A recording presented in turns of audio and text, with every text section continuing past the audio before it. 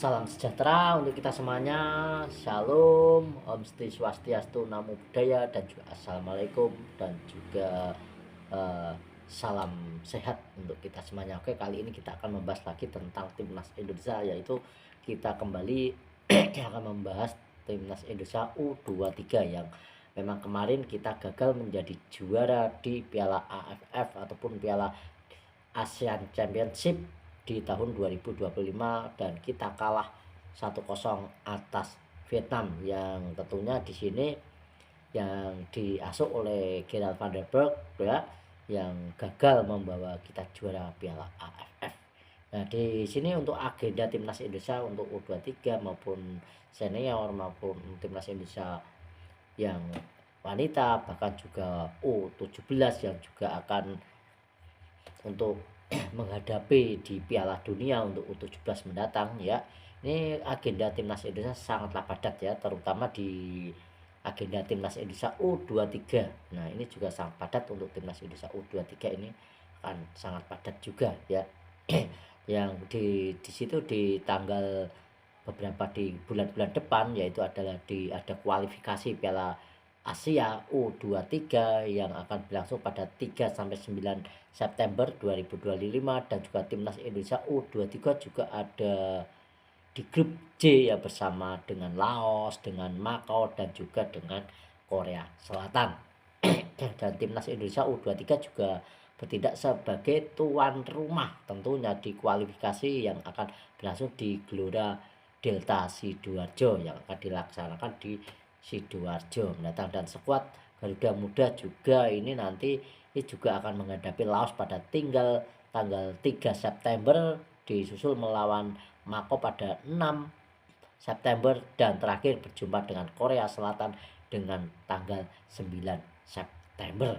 Nah, itu ya untuk informasi yang saya sampaikan. Dan skuad muda juga akan sedangkan dan akan menghadapi Piala Asia, dan juga akan menghadapi SEA Games juga. Dan sedangkan untuk SEA Games sendiri ya, ini direncanakan berlangsung pada tanggal 3 ya, pada tanggal 3 September, disusul tanggal 3 Desember maksud saya, akan berlangsung pada 3 Desember sampai 18 Desember 2025.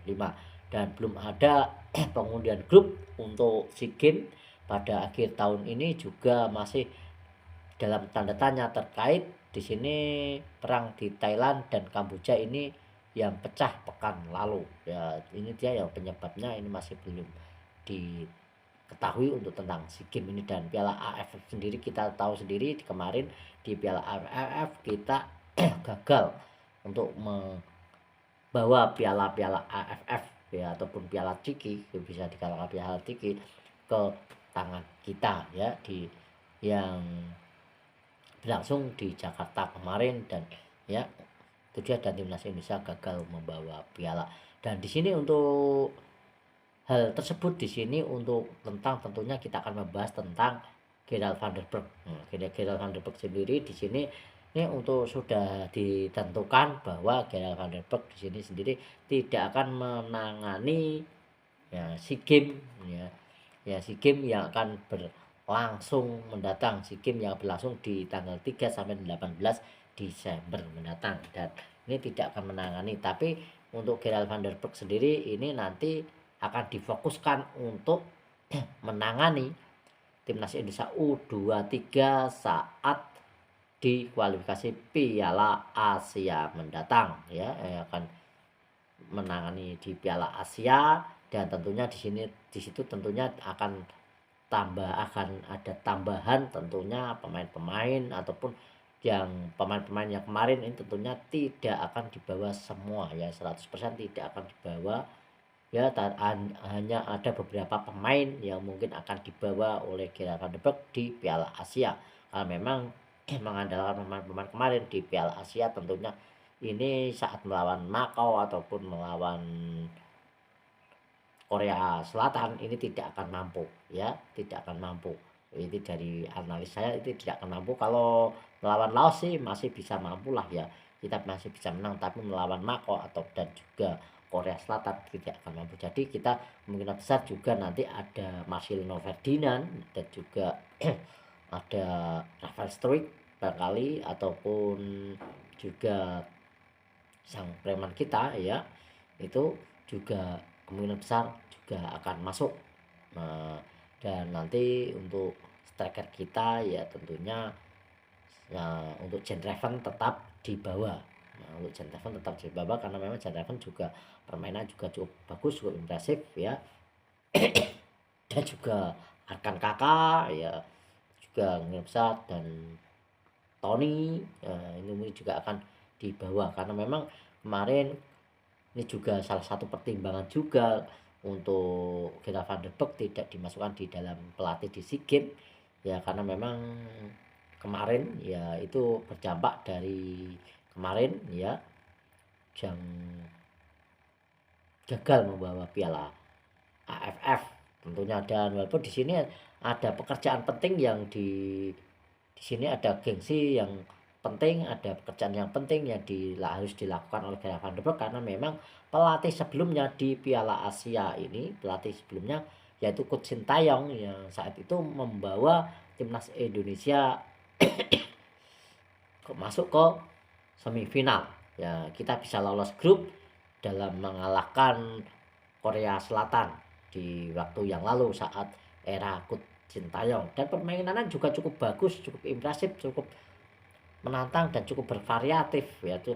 Dan di sini yang sangat kelihatan yaitu adalah dalam bermain ya, bermain 90 menit ada juga 15 kali 2 ya. Di sini ada 120 menit.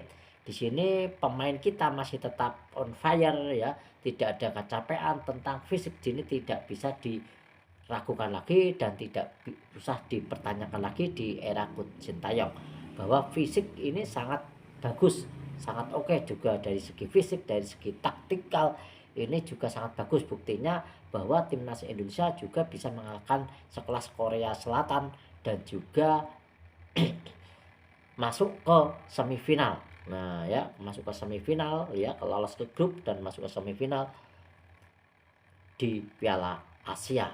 Nah itu dia ya, itu bukti dari Coach Sintayong. Dan di sini tentunya juga Coach Gera van der Beek juga akan ada bayang-bayang tentang tren yang positif, tentunya tren positif oleh pelatih yang dulu yaitu Coach Sintayong.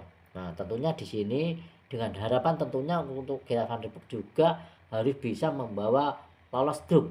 Nah apalagi kita juga harus bisa masuk ke perempat final lah, atau ya tidak hanya masuk ke semifinal. Nah ini memang tuntutan yang harus dilakukan oleh Gera van der Beek. Dan di kualifikasi Piala Asia di sini untuk target utamanya ya kita lolos ke Piala Asia tentunya, karena di sini untuk lolos ke Piala Asia yaitu adalah kita itu wajib menjadi juara satu.